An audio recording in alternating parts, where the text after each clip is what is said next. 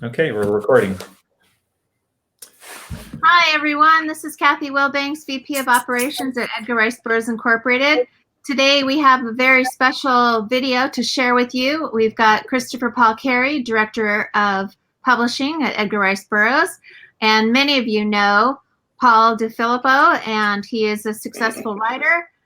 We've got a very special project to tell you about. Christopher, do you want to go ahead and start us off? Yeah, so we're talking about the restored edition of Edgar Rice Burroughs' classic science fiction adventure, Beyond the Farthest Star. And why we're calling it the restored edition is because we have gone back to Edgar Rice Burroughs' original manuscript.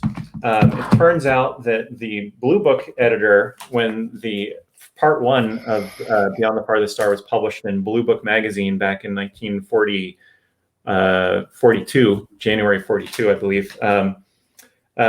They took a heavy hand with the editing, it turns out. So I went back and I consulted the original manuscript. I went through word by word, period by period, line by line, and looked at all the differences and realized that there were a lot of lines that were edited throughout, and then there were actual large passages of text that amounted to like whole manuscript pages that were cut. And so we decided we were going to put a special restored edition of this book out, going back to ERB's original manuscript. I have a photocopy of it right here. So it's very exciting. So we used the classic Frazetta cover art. So I'll show that off here. If you bear with me a second while I share my screen. Okay, and let me get the right picture here. So this is I'll hide the sidebar here. This is the new restored edition. So this is the wraparound dust jacket here. So beautiful. The original Frazetta artwork. And you can see a picture here on the dust jacket flap of Edgar Rice Burroughs as a war correspondent in World War II. And then we have I'll show off the paperback version too. So that's the paperback cover. I'll zoom that in a little bit. We're really excited about this. We put a lot of extras in it. So Paul here has written a fantastic introduction, kind of framing the piece, framing the new the story in the new edition. I've written a preface talking about all the changes that were made to the text to restore it to Edgar Rice Burroughs' original manuscript, and my theories about why that may have happened, why the text may have been cut. So this is a very historic edition. Basically, no one has ever read the book the way that Edgar Rice Burroughs intended it to be read.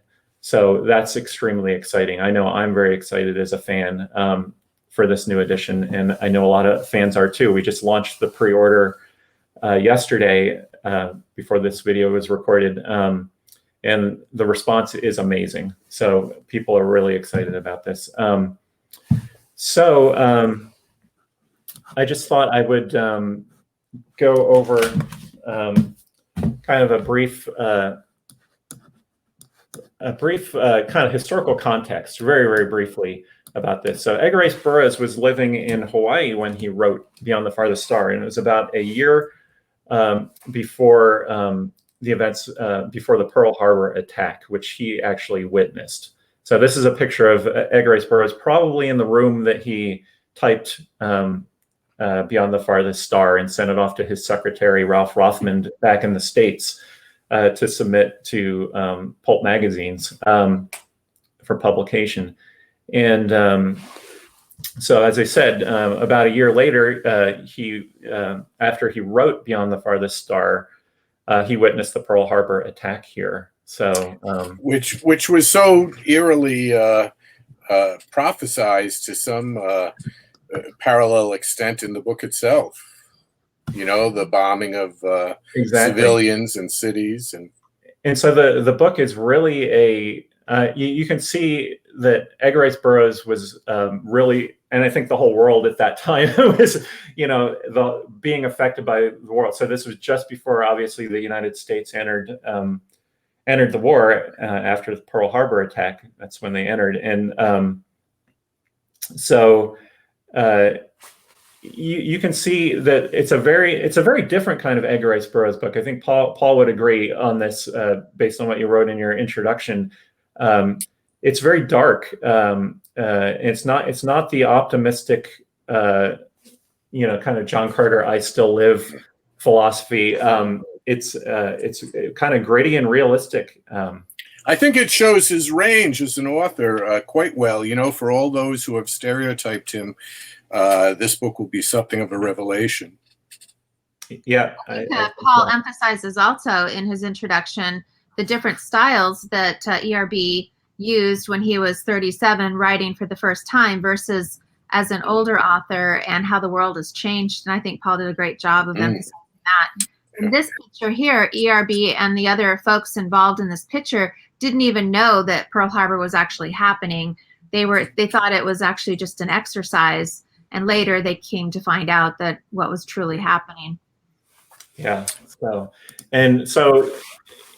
just to very briefly, just to kind of give an overview of his involvement in World War II. He joined up with the Businessmen's Military Training Corps, which was basically a group of civilians that were preparing for the defense of Hawaii if it were invaded. And so we see ERB right here. That's him there in the helmet. I think that might be the helmet we have. Helmet we have in our collection there in the archives. We actually have his helmet from World War II, which is amazing. We discovered that last year, and it was quite a revelation that we had that. So he was, he had a military background. When he was young, he was in the U.S. Cavalry in Arizona, stationed at Fort Grant in Arizona. And so he really took an active involvement as a civilian in World War II as events were developing. And then he actually became an accredited war correspondent. I believe he was the oldest war correspondent working in the Pacific Front at the time in World War II. Well, this is him in his accredited war correspondent uniform. Chris, now that you've mentioned his age, that's something that really intrigued me too, because, as we all age and as I age into my writing career, I find, the nature of my abilities and my interests changing. And the fact that after, some 30 years of being a professional writer, he was motivated to stretch himself and move into new territory. I think that, again, is a testament to his character and his abilities. Absolutely. And, people who know Edgar Rice Burroughs' biography know that he was also a businessman at heart, And so I think he was looking at the changing times. And it's interesting to see in the very end of his career that he did make some jumps, trying to write a timely story about the war, a science fiction take on, but still using a lot of the adventure tropes that he used. So he sort of reskinned, he adapted what he did before. And like you said, it's sort of a bridge between that very optimistic, what was the period in history that you talked about? The Belle Epoque. Yes, the Belle Epoque, and how that was very representative of like Tarzan of the Apes and the Princess of Mars. But here, there's something quite different. It's quite different. Now, what interests me, this just dawns on me, is that the history of the field when it comes to World War II, a lot of focus on the military aspect. We all know about Heinlein and Asimov and DeCamp working in the Philadelphia Naval Yards, and Jack Williamson, his service is cited, but historians and fans don't seem to acknowledge Burroughs' service quite so much, possibly because he wasn't part of that astounding fanish crowd, So I think he needs to be, when we talk about the role of science fiction writers in World War II, we definitely need to get Burroughs deeper into the picture there. Yeah, and there's a lot of history there to be read. I mean, he wrote so many articles about the war, in opinion pieces, straight up, pieces of what was going news at the time. I'm going to go to newspapers.com after this and try to track down some of his journalism. I think that would be fascinating. Yes, there's also a lot of it on Herbzine that you can read too. Mm-hmm. So I would check that out. Right, not to duplicate their efforts. Yeah. So, but yeah, that's a really interesting point. And I think like you said, the reason was he wasn't really part of the clique. He was his own man. Mm-hmm. He's the first, at least one of the first people to incorporate themselves, and certainly one of the very first authors to successfully start a publishing business, publishing his own books. And of course, he was so much taken up by Hollywood too. That was a whole nother circuit or sphere of activity that those astounding writers didn't really partake in. Absolutely. I mean, he had unprecedented success as a writer. I mean, he was the Stephen King of his age, but yeah, that's quite interesting. But the book, even though the book, as we've said, it has a very serious tone and a slightly different attitude towards life, I still found it, it's full of Burroughs's patented thrills and excitement and suspense, and he didn't neglect those values just to, this is not a potted message type book. It's still a very much lively adventure. Absolutely. Let me show a little bit here of get my windows in order here. So this is the solar system that he created for this very unique science fiction story. So he created this solar system that was 11 planets orbiting in a synchronous orbit connected by an atmosphere belt. So this is an atmosphere belt here connecting each of the planets. So theoretically, you could fly with an airplane between the worlds. And it's very clear that when you get to the end of the book, you'll see that that's where he was going to go with that. We would have seen if Edgar Rice Burroughs had written on in this, and he obviously intended it to be a much larger work, perhaps a series, perhaps a new series. It begins with the main character being transported a la John Carter to the planet Pelota. I don't think it's a spoiler to say he dies in World War II. He's shot down over Germany and suddenly wakes up on this strange alien world. That happens on the first page, so it's not a spoiler. And he's on the planet Pelota, which is where the events of the novel take place. But it's clear Edgar Rice Burroughs wrote this in two parts. He wrote part one, which was published as Beyond the Farthest Star in Blue Book in January 1942. And then he wrote part two, which wasn't published until posthumously in 1964. And that was I can flip back to the picture, that was published in Tales of Three Planets, this book here. And that came out from Canaveral Press. It was edited by Richard Lupoff, who sadly we lost recently. Richard wrote one of the forwards for us for one of the authorized library books recently. That was one of the last things he wrote, actually. So he was a huge Edgar Rice Burroughs fan, but a significant editor of Edgar Rice Burroughs' work because he brought out a lot of unpublished material in the 1960s.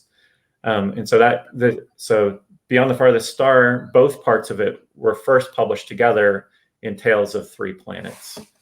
And but getting back to the world building here, what Edgar Rice Burroughs planned. So he was writing these as novellas, essentially. So he typically published his works as 4 novellas serialized in pulp magazines. So he only published the first one, and then World War II hit. He wasn't able to sell the second one because the war just disrupted everything. And his focus then became becoming a war correspondent. And so he moved away from writing, so we don't get a lot of writing in his elder years. But it's clear from reading part 2, he was going to go to another planet in the third novella. and then there would have been a fourth novella. Who knows where that would have gone. And then he might have continued if he had lived or had an immortality elixir. He would have continued on and made a new series, and he could have explored all 11 planets.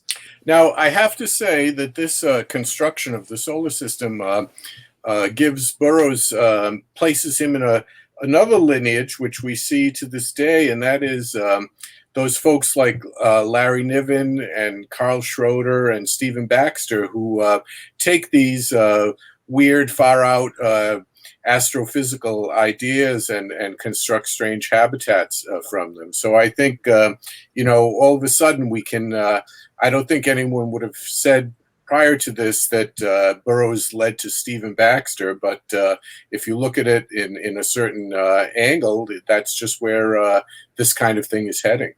Yeah, and as you point out in your introduction, Edgar Rice Burroughs consulted with an astronomer in Hawaii, from an observatory in Hawaii, about the construction of this solar system. So he wrote back a number of letters back and forth. They exchanged correspondence, and Edgar Rice Burroughs was trying to make it as realistic as possible, as true to the science as possible.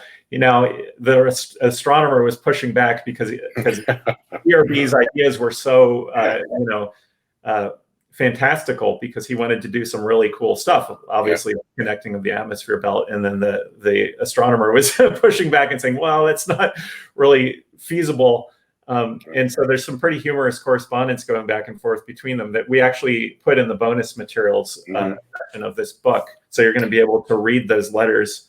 And Edgar Rice Burroughs at one point very humorously says, well, some people on Pelota, some astronomers on Pelota ascribe to the I can't remember the guy's name, Donahue or Donahoe, I think, the Donahoean theory, while that there can be no atmosphere belt, that it doesn't make sense, while others subscribe to the Burroughsian theory, So. Well, the physics is great. Physics lends support and verisimilitude, but there's a point where the story has to take precedence. I'm thinking of Brian Aldiss's The Long Afternoon of Earth, which has Earth and the moon linked by a gigantic spider web, so that's not going to fly in the books of most physicists, but yet what great storytelling it allows, Yeah, absolutely. And you can see, you'll see if you purchase the new edition and look at the bonus materials and there's letters between Edgar Rice Burroughs and the astronomer. ERB has gone with his pen or pencil and written on the different bullet points of what the astronomer is saying back about the feasibility of it. He puts down yes, like these are ideas I'm going to use, and then no. He rejects how the astronomer is rejecting his ideas. He's like, no. So that's it's pretty interesting history, and you don't really usually get a glimpse of the behind the scenes stuff like that when you're reading the book. But our new edition has these bonus materials in it, which is pretty great. Now, Cathy, with the pandemic maybe easing up a little, are there any plans for convention going to tout the book and sell 1 million copies? And Of course. Yeah. We actually are planning to go to Pittsburgh for the Pulp Fest coming It's up. right around the corner, isn't it? Yes, it's mid-August. Nice. And we're debating. We're trying to put together plans to go to Windy City as well. Nice. After September. So we're just keeping our fingers crossed that we can get these books in hand, and definitely That's so great.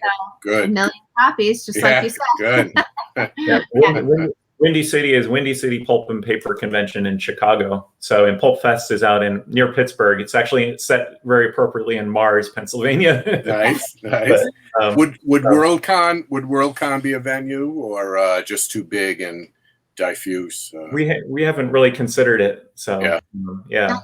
We tend to do really well in the focused. Right. It's kind of a little bit. I don't know how well any of the hucksters do at modern day Worldcons, where lamentably, the emphasis is not on books too often. Exactly. And we do, we are considering attending Los Angeles Comic Con, which is in December. Oh, nice. So we do a lot of the local Comic Cons and things like that. So yeah, but, good. Well, you guys have the passion and the expertise, and I think only good things can result from getting this book out in front of the public. I want to let's see, where did I put it here? Here it is. I just kind of want to, this is the question, since we did the announcement, I keep getting messaged by people and comments on Facebook and on our Facebook page of people asking this question. And I just sort of want to address it right up front. How significant are the changes that were made, and what exactly was changed? And so I just want to give a taste of that. So I have here the version. So I basically laid the book out, the Canaveral Press text, laid it out in InDesign, the publishing program that I use. And then I took Edgar Rice Burroughs. I took a photocopy of Edgar Rice Burroughs' original typescript, and I went through word by word and line by line and looked at every single punctuation change, every single line edit. And so I don't know if you can see this. Maybe I can zoom in on myself here.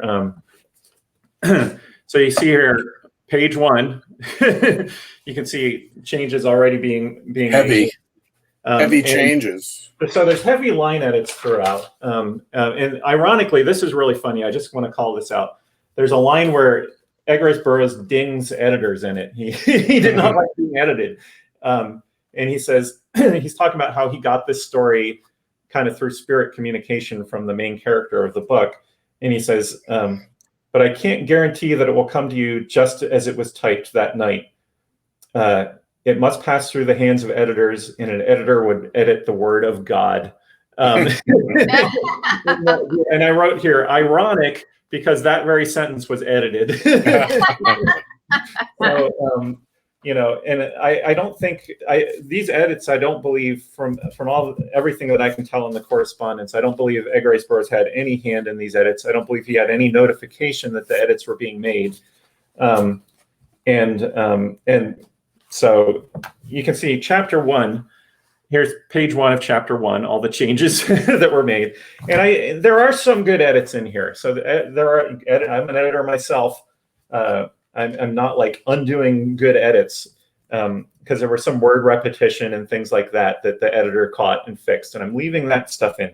But you can see here, you know, here's a sentence that was cut out, you know, various things. And so I want to page through. So you just get pages and pages like this of these kind of minor edits. Really, but significant stuff that does impact the telling of the tale. Yes, so that's the interesting part. And that's where you get to, I just want to page along when you start to get more major changes as you go along. And I think it's because he's getting into the storyline, and the storyline is very relevant at the time. Mm-hmm. And I believe that the editor was probably concerned about demoralizing the readership as the events of World War II were darkening, you know. And so you get here, and you get, whoops, pulled the wrong page here. Here we go. Big chunk missing here, and you can see I've written it out longhand. that all that text was chopped there, and it starts just getting that all that text was chopped. All this text was chopped. Wow, it's really significant. All this text was chopped. So when people ask how significant are the changes, there you can see it in black and white. And that's all I'll show you of that. But as far as what Edgar Rice Burroughs was describing, as I said, it was a very different kind of book. He was writing a very gritty war tale, science fiction war tale, and he goes into, like, there's a section where he talks about that there's a belief that the enemy is actually taking the war dead from the enemy, the war dead of the nation of Eunice, which the protagonist is kind of joins up with. And they're processing them for food. So, because of the war scarcities, And so there's really kind of gruesome stuff that was very toned down and chopped out. There's also some of Edgar Rice Burroughs' humor was cut out too. There's a section where the main character is shot down with a fellow pilot, and he's with the pilot, and the pilot keeps making all these pessimistic remarks over and over again. And then the hero just makes this commentary about, like, it goes to humorous levels how pessimistic the guy is, and the hero kind of just shoots back at him, and all that was cut. I don't know why. I just looked up the editor of Blue Book, so we know who to blame in the future. Donald Kennicott. Yeah, so Donald Kennicott, whether he was the hands-on editor, I don't know, but he was a longtime editor with Edgar Rice Burroughs. Yeah, so they did have a relationship, and so I suspect it was Donald Kennicott, but I don't know 100% for sure. Because all of the business dealings were done between Edgar Rice Burroughs' secretary, Ralph Rothman, and Donald Kennicott. So, and there's no discussion of any editorial changes. And I'm sure Ralph would have pushed back about that if he had known. And I think they just went ahead and made the changes. So there's also some very relevant contemporary remarks about contemporary. At one point, there's a passage where a bunch of contemporary crime gangs are cut out. Like Edgar Rice Burroughs was making a comparison to something that was going on the planet, and they chopped it out. There's a really interesting one that was cut that was a reference to a corrupt politician of the day who actually, I had to look him up on Wikipedia to see what his name was, but he actually would, he had a desk that he would pass, that people would pass bribes to him through the desk. There was a special arrangement so that when they came to visit him, they could just pass the bribes to him. He was a very senior politician, and that was cut. So that was Edgar Rice Burroughs he did a lot of satire. I don't know if people realize that, but he was very Swiftian in his satire. Maybe Swifty, maybe even a little Voltaire in there too, and that's one of the treasures of reading Edgar Rice Burroughs, because he contemporary references to politics and things like that, where he's actually satirizing them. So he did that a lot in his books, and I don't think he gets credit for that. People see him as just a straight adventure writer, but he did a lot of satire. So, but all right. What else do we want to cover here about this new edition?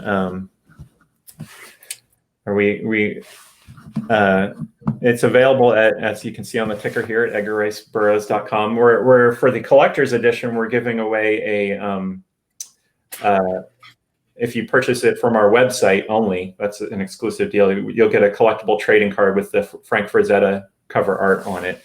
I did want to show off, we got a fantastic illustrator to do the frontispiece. Mark Schultz, who's known for his world famous, Xenozoic Tales, which I read when I was about 20, and it blew me away. And I instantly made the ERB connection when I saw that, because it looked like the characters that he drew looked like exactly how I pictured Edgar Rice Burroughs characters, and so it was kind of a fan geek moment when I was able to hire him to do this frontispiece.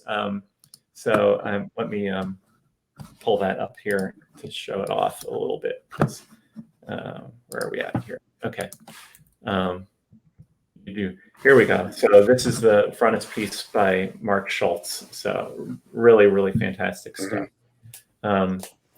And the collector's edition will come with a signed book plate that will be signed by Mark Schultz, artist Mark Schultz, Paul Di Filippo, and myself.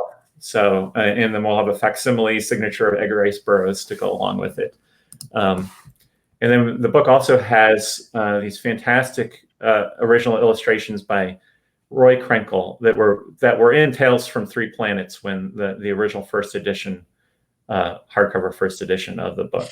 So there's it's lavishly illustrated by Roy Krenkel.